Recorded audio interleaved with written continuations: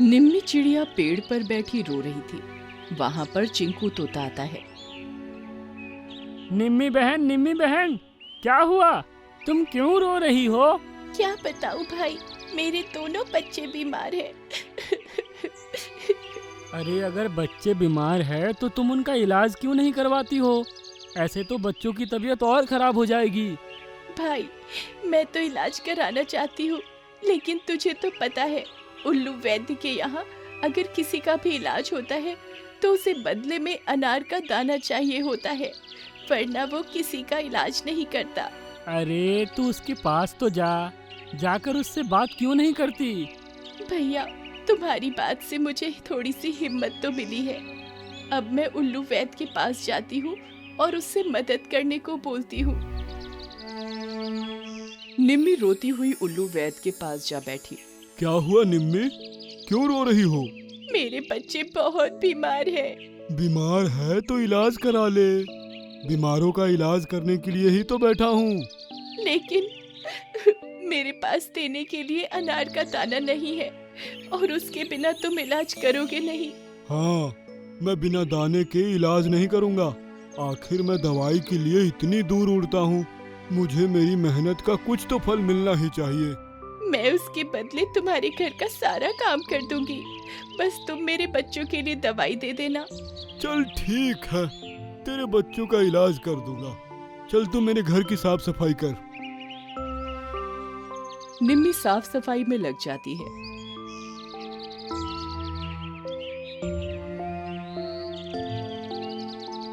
दोपहर में, चलो अब मेरे घर चलकर मेरे बच्चों को देख लो।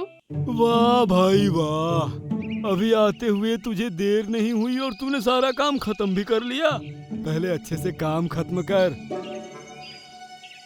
निम्मी फिर काम में लग जाती है।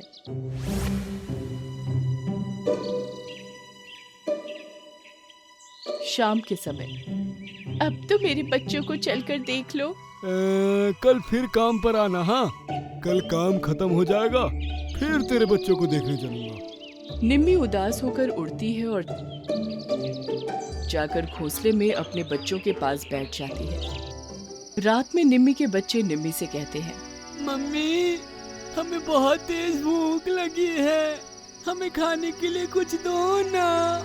इतनी रात में मैं क्या दूं मेरे बच्चों? अच्छा रुको, मैं कुछ ढूंढ कर लाती हूँ।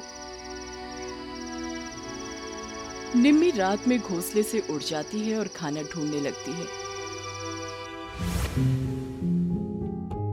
उसे एक अनाज का दाना मिल जाता है। वो उसे लेकर घोंसले की तरफ उड़ती है। रास्ते में उसे एक चमकीली चिड़िया दिखाई देती है जो रो रही थी। क्या हुआ बहन, तुम तो बहुत अच्छी दिखती हो, पर रो क्यों रही हो? मैं बीमार हूँ और 5 दिन से भूखी भी हूँ। मैंने कुछ नहीं खाया है। लो, मेरे पास एक दाना है, तुम इसे खा लो। वैसे तो मैं अपने बीमार बच्चों के लिए लेकर जा रही थी, लेकिन तुम ज्यादा भूखी लग रही हो। चमकीली चिड़िया उसका खाना खा लेती है।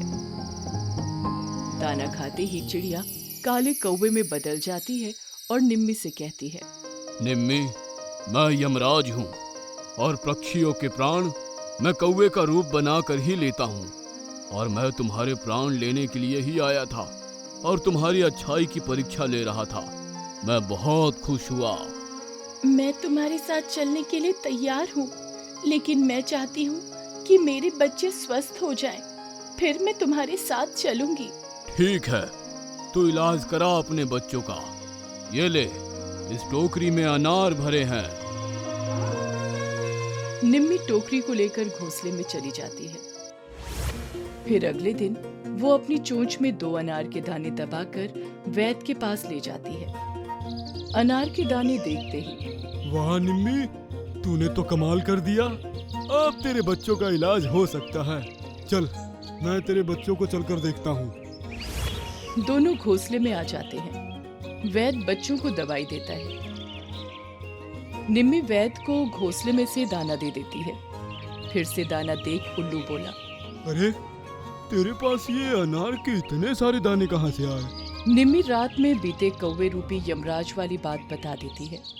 वैद्य जाते जाते सोचता है, मैं कुछ ऐसा करूं कि निम्मी के सारे दाने अपने घोंसले में लाकर रख लूं।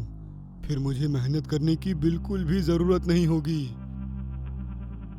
वो एक तरकीब सोचता है और रात में अपने गले में पत्थर की गदा बनाकर लटका लेता है और निम्मी के घोंसले के पास आ जाता है। निम्मी, बाहर आ। तुम कौन हो? ये देख, यम की गदा। मैं यमदूत हूँ। उनके कहने पर ही यहाँ आया हूँ। उनका आदेश है कि तुझे जो अनार के दाने दिए थे वो वापस कर दे। ठीक है, जो भगवान का था वो भगवान को चला जाएगा। मेरे बच्चे तो अब स्वस्थ हो गए हैं। वो सारे अनार के दाने घोंसले से बाहर रख देती है। उल्लू अनार के दाने लेकर उड़ जाता है।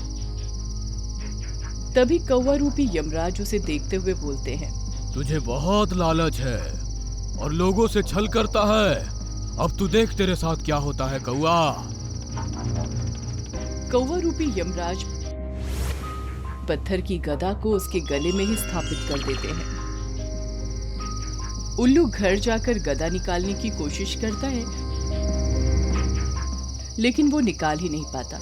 वो उसे जितना निकालने की कोशिश करता, गदा का वजन उतना ही बढ़ जाता है, जिस वजह से वो बहुत परेशान होता है। अगली सुबह बाकी पक्षी भी उसकी झुकी गर्दन की हंसी उड़ाते हैं। फिर निम्मी उसके पास आती है। वो निम्मी को बोलता है, बहन, मुझे माफ कर दे। मैंने छल से तेरे सारे अनार के दाने को अपना बनाना चाहा। उसकी ही सजा मुझे मिल रही है। मुझे माफ कर दे और अपने भगवान से कहकर मेरी गर्दन का वजन कम करा दे। जब भगवान मुझे लेने आएंगे तो मैं उनसे कहूंगी कि तेरी परेशानी को कम कर दे। फिर शाम में वही कौवा रूपी यमराज निम्मी के पास आते हैं और कहते हैं, चल निम्मी, तेरा टाइम हो गया है। मैं जरूर चलूंगी। मेरे बच्चे भी स्वस्थ हो गए हैं। लेकिन महाराज, आपसे विनती है कि वैद्य की जो परेशानी है वो कम कर दो। आखिर उसने मेरे बच्चों का इलाज किया है। निम्मी, तू बहुत दयालु है। तेरे कहने पर ही मैं इसको इससे आजाद कर देता हूँ।